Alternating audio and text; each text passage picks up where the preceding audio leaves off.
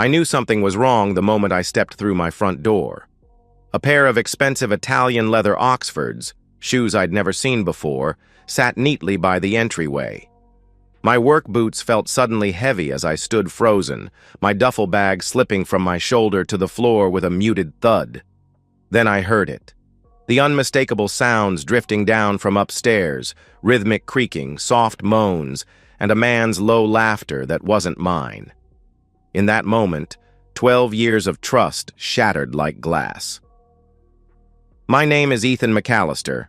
I'm a 38-year-old construction foreman with calloused hands and a reputation for loyalty that had never been questioned, until now. I had just returned from a brutal 2-week job in Buffalo, pushing my crew through 14-hour days to finish ahead of schedule.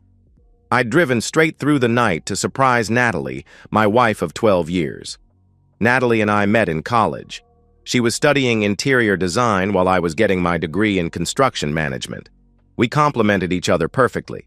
She had the vision, I had the skills to build it. After graduation, we settled in our hometown, a quiet suburb outside of Pittsburgh. I joined my father's construction company, eventually taking over as foreman when he retired. Natalie built a respectable clientele as a real estate agent at Heritage Properties, the most prestigious firm in the county. For our wedding, I surprised her by building our bed frame by hand. Quarter-sawn oak with hand-carved details that took me 6 months of evenings and weekends. She had cried when she saw it, running her fingers over the intricate patterns I'd carved just for her. "This is us," she had whispered. "Something built to last forever." Jake Simmons had been my best man at our wedding. We'd grown up next door to each other, shared the same kindergarten classroom, played on the same Little League teams. When his mom died of cancer our sophomore year of high school, he lived with my family for months. We were brothers in everything but blood. When he divorced 3 years ago, I was the one who helped him move into the house 4 doors down from ours. I'd vouched for him to join my crew. I'd invited him to every barbecue, every holiday. Trusted him with my home keys when we traveled. There had never been a time in my life when I hadn't trusted Jake and Natalie completely. Until now. I stood in my entryway, processing the evidence before me with an eerie calm. My hands didn't shake as I set down my keys and reached for my phone. The rational part of my brain, the part that planned complex construction projects and solved logistical nightmares, took over. I needed proof. Not for myself, I already knew, but for what would come after. Silently, I ascended the stairs I had reinforced last summer, avoiding the 3rd step that always creaked. The sounds from our bedroom grew louder, more frantic. I activated the video recording on my phone. The door was cracked open just enough. Through the gap, I filmed what no man should ever have to see. Jake Simmons, my lifelong friend, and my wife Natalie, naked and entwined on the bed I had crafted with my own hands. "God, I love you," Natalie moaned, words I thought belonged only to me. "When's the asshole coming back?" Jake grunted between thrusts. "Tomorrow night," she laughed. "We've got all day." Something cold and hard crystallized in my chest. I filmed for exactly 43 seconds, enough to capture their faces, their words, their betrayal in high-definition clarity. Then I stopped recording, saved the video, and sent a copy to my email for safekeeping. Only then did I kick the door open with enough force to crack the frame. What followed exists in my memory as a series of vivid, disconnected flashes. Jake's face, transitioning from ecstasy to shock to terror in the span of a heartbeat. Natalie's scream, my fist connecting with Jake's jaw with a sickening crunch. The spray of blood across our white duvet. Jake's pathetic attempt to fight back, my knee driving into his sternum, the sound of ribs cracking, more blood. Natalie shrieking, pulling at my shoulders, brushing her off like an insect. I wasn't a violent man. I'd been in exactly 3 fights in my life, all before the age of 20. But in those moments, I was something else entirely. Something cold and methodical and precise in my fury. When Jake stopped moving, I grabbed him by his hair, now matted with blood, and dragged his naked, semi-conscious body down the stairs. Each thump of his head against a step felt like justice. Natalie followed, wrapped in a sheet, screaming words I couldn't process. I pushed past the front door, dragging Jake's bloodied form across our manicured lawn to the mailbox. Mrs. Fenton across the street was watering her hydrangeas. She dropped her garden hose. Mr. Wu next door froze while retrieving his newspaper. Someone was already filming with their phone. I zip-tied Jake's wrists to the base of our mailbox post. From my work truck, I retrieved a can of bright orange spray paint we used for marking utility lines. Across Jake's chest and torso, I painted 2 words in large, unmistakable letters: homewrecker and coward. Only then did I address the small crowd that had gathered. "This man," I said, my voice unnaturally steady, "has been f***ing my wife in my bed for months. While I was working 80-hour weeks to provide for my family, he was destroying it." I held up my phone, showing the video I had captured minutes earlier. "Anyone want a copy? Post it wherever you want. I don't care anymore." Several neighbors stepped forward with their phones, and I calmly transmitted the video via airdrop. Mrs. Fenton, a 60-year-old retired school teacher who had brought us a casserole when we first moved in, was the first to accept the transfer. The look of disgust on her face when she watched it told me everything I needed to know about whose side the neighborhood would take. When I turned back to our house, Natalie was standing on the porch, the sheet clutched around her, mascara running down her face. "Ethan, please," she begged. "Let me explain." I walked past her without a word, went upstairs, and packed a bag with mechanical efficiency. On my way out, I stopped in front of her. "I'll be back tomorrow with a police escort to collect the rest of my things," I said, my voice devoid of emotion. "Don't touch anything that's mine. And find somewhere else to sleep tonight, because if you're here when I return, what I did to him will look like a f***ing massage compared to what happens next." The look of terror in her eyes should have satisfied me. It didn't. Nothing would, I realized. Not yet. I checked into a hotel downtown and made 3 phone calls. The first was to my lawyer, Marcus Shapiro, who had handled my father's estate and our company's legal matters for 20 years. "Jesus Christ, Ethan," he said after I explained the situation. "Did anyone call the police about the assault?" "Probably," I admitted. "But he was in my house, in my bed, with my wife. I've got video evidence." Marcus sighed. "That might help with a crime of passion defense, but you can't just beat a man half to death and tie him to a mailbox. There will be consequences." "I don't care," I said. "Just tell me how to destroy them both legally." My second call was to my sister, Rachel. Unlike Marcus, she didn't lecture me about consequences. "I'm coming over," she said immediately. "Have you eaten anything?" "I'm not hungry." "I didn't ask if you were hungry. I asked if you'd eaten. I'm bringing food, and we're making a plan." My third call was to my crew supervisor, letting him know I'd be unavailable for a few days. I didn't offer details, but Tom's tone told me he already knew. News travels fast in small towns. "Take all the time you need, boss," he said. "The boys and I have got your back." Rachel arrived an hour later with containers of food I couldn't taste and a determination in her eyes that matched my own. "The video's already gone viral," she informed me, showing me her phone. "Someone posted it to Reddit and it's everywhere. People are calling you a hero for standing up to cheaters." I scrolled through comment after comment of support. Homecoming revenge was trending. My private humiliation had become public vindication. "I want them ruined," I told Rachel. "Not just embarrassed, destroyed." She nodded, her expression hardening. "Then let's get to work." The next week unfolded according to plan. Jake was hospitalized with 4 broken ribs, a shattered orbital socket, a broken jaw, and a concussion. When he was released, he returned home to find his house vandalized with the word cheater spray painted across his garage door. His car windows were smashed. Someone had mailed printouts of the bedroom video to his workplace. I filed for divorce immediately, citing adultery and including the video as evidence.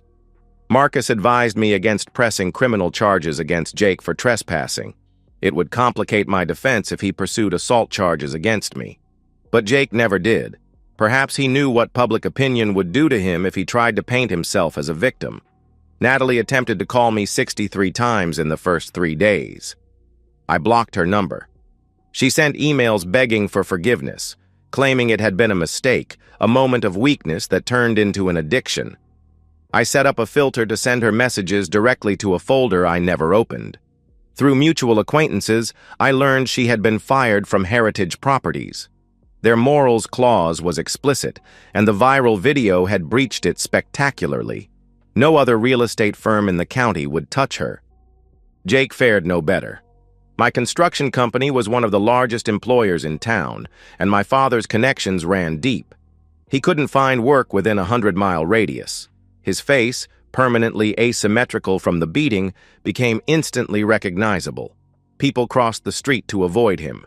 I maintained my silence and focused on the next phase of my plan. 3 weeks after D-Day, Discovery Day as Rachel had labeled it, I filed a civil suit against Jake for alienation of affection, a rarely used but still valid tort in our state. Marcus was dubious about our chances, but I insisted. "It's not about winning," I explained. "It's about forcing him to hire an expensive lawyer he can't afford. It's about making him sweat through depositions where he has to explain in excruciating detail how long he's been my wife. It's about draining whatever resources he has left."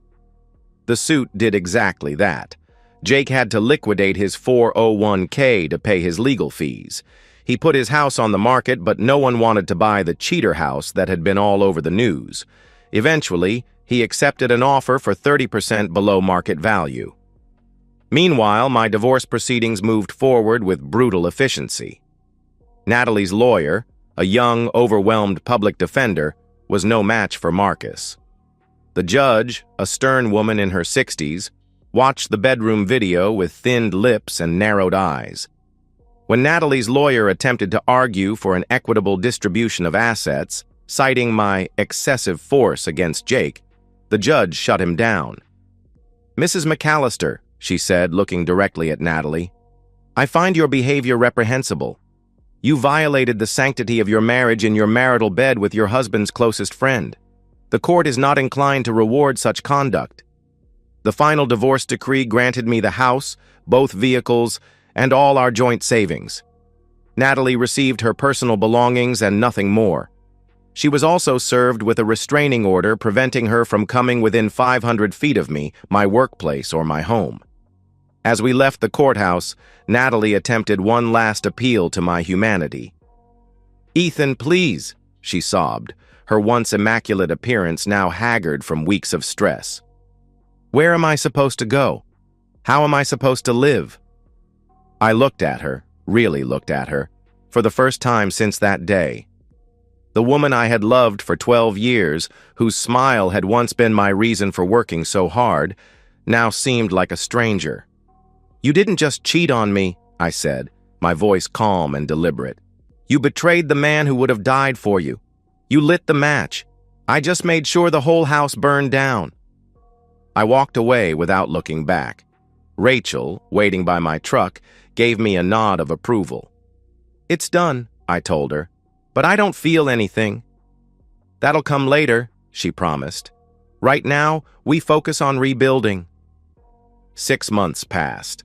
I sold our house, couldn't stand to sleep in that bedroom again, and bought a newer, larger place on the lake. I threw myself into work, taking on bigger projects and expanding the company into commercial construction. I started training for a marathon, running miles along the lakeshore each morning before dawn. Slowly, incrementally, I began to feel again. Not happiness exactly, but a kind of peace, a sense of justice served. Jake left town 3 months after the divorce was finalized. Last I heard, he was working construction in Idaho under a different name. his face still bearing the permanent reminder of his betrayal. The civil suit had been settled out of court, with Jake agreeing to pay me a nominal sum each month for the next decade. It wasn't about the money, it was about the monthly reminder of what he had done. Natalie's fall was more complex. Her parents, deeply religious people who had always adored me, cut her off completely. No one would hire her in real estate. She tried waiting tables at a diner 2 towns over, but customers recognized her from the video and harassed her until she quit. Her social media accounts became digital graveyards of desperate apologies and bitter accusations. Last Rachel heard, she was living with a cousin in Philadelphia, working night shifts at a gas station, her once perfect appearance diminished by stress and poverty. Sometimes I felt a twinge of guilt about the extent of her suffering. But then I would remember her words on that video. "When's the asshole coming back?" And the guilt would evaporate like morning dew under a harsh sun. 1 year after D-Day, Rachel convinced me to attend a fundraiser for the local children's hospital. She had been trying to get me to socialize again for months, concerned that my self-imposed isolation was becoming unhealthy. "You've punished them," she argued. "Don't let them punish you too." At the event, I met Olivia Chen, a pediatric surgeon with quick wit and zero patience for small talk. When someone attempted to introduce us by mentioning the video, she shut them down immediately. "I'm sure Ethan has more interesting aspects to his personality than being cheated on," she said, then turned to me. "Tell me about the lake house you're renovating instead." We talked about architecture and construction for 2 hours. She didn't once ask about Natalie or Jake or the viral video that had defined the past year of my life. When I asked for her number at the end of the night, she gave me a considering look. "I should warn you," she said. "I have trust issues." For the first time in a year, I laughed. Really laughed. That makes 2 of us. Our first date was a kayaking trip on the lake. Our second was helping her move furniture into her new condo. By the 3rd month, I had given her a key to my house, but with a clear understanding. We both needed transparency. We both needed boundaries. We both needed to move slowly. 2 years after D-Day, I received a letter forwarded through Marcus's office. I recognized Natalie's handwriting immediately and nearly threw it away unopened. But something, curiosity perhaps, or a need for final closure, made me read it. "Ethan, I won't ask for forgiveness. I don't deserve it, and you've made it abundantly clear you have none to give. I'm writing to say you won, completely and utterly. My life is unrecognizable from what it once was. I work 2 minimum wage jobs. I live in a studio apartment with water damage and roaches. My family still won't speak to me. When men recognize me, and they do even now, they assume I'm available for the same thing I did to you. I saw online that you're with someone new. She looks kind and accomplished. I hope she gives you what I couldn't. I hope you trust again someday. I've started therapy. Too late to save anything, but maybe not too late to understand why I destroyed the best thing in my life. My therapist suggested writing this letter might help with my healing process. I doubt you care about my healing, but I'm sending it anyway. You were right that day at the courthouse. I lit the match. You made sure everything burned. There's nothing left now but ashes. I'll always be sorry, Natalie." I folded the letter carefully and placed it in my desk drawer. I didn't respond. There was nothing left to say. That evening, as Olivia and I sat on my deck watching the sun set over the lake, she asked me a question that had been hovering between us for months. "Do you regret how far you took it? The revenge?" I considered my answer carefully. The revenge wasn't just about punishment. It was about justice, yes, but also about rebuilding. I couldn't rebuild with those ruins still standing. I needed to clear the ground completely. She nodded, her hand finding mine. "And now?" "Now I'm building something new," I said, squeezing her fingers gently. "Something stronger. Something with eyes wide open." We sat in comfortable silence as darkness fell over the water. In the reflection of the first evening stars, I could almost see the blueprint of a future I hadn't believed possible 2 years ago. Not perfect, not unmarked by the past, but solid, enduring, built to last. And so, we've reached the end of today's story. Was it what you expected, or did it take a twist you didn't see coming? I'm curious to hear your thoughts. Share them in the comments below, and let's get a conversation going. If this story kept you hooked, make sure to hit that like button. And if you're new here or just haven't subscribed yet, now's the perfect time to join our community. I bring you fresh, captivating stories every day, so click that subscribe button and turn on notifications so you never miss out. Thanks for watching, and I'll see you in the next one.